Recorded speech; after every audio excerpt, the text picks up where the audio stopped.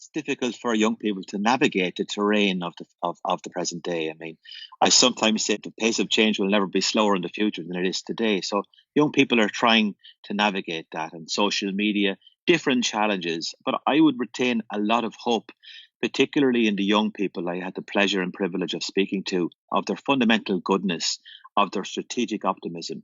But it's certainly a challenging time to be a parent, and it's also a challenging time to be a young person. We get caught up in the small things of life, but actually the important things are managing ourselves, bringing the best out of ourselves and each other.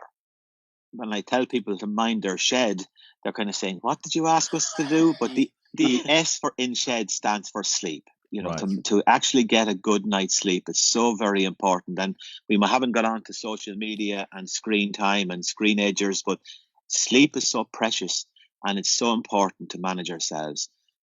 The H in shed stands for hydration. You know, first thing in the morning you should do, every one of us, is drink a glass of room temperature water. You're already slightly dehydrated from an evening's sleep. The E in shed stands for exercise. So making sure that you're breaking sweat at least 3 times a week will lower any levels of stress by 27%. That's better than any known stress relieving medication on the market. So exercise is so important. D in shed stands for diet.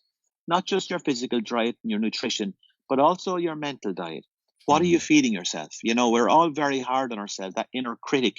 You know, so I kind of tell people to dial down that inner critic and to ramp up that inner coach. To be positive and constructive to yourself is the single biggest thing that I know to increase successful outcomes in your life.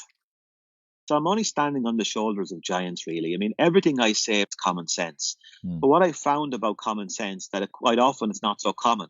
And where it is common, it's not so common practice.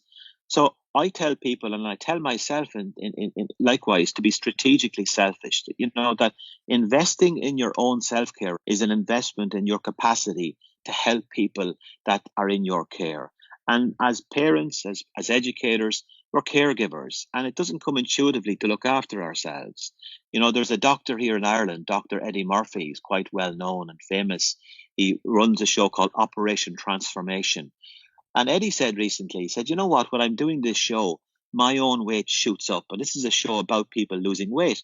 I said, "Eddie, that sounds counterintuitive. What's happening?" And Eddie said, "Well, I'm so busy looking after everyone else, I start to neglect myself."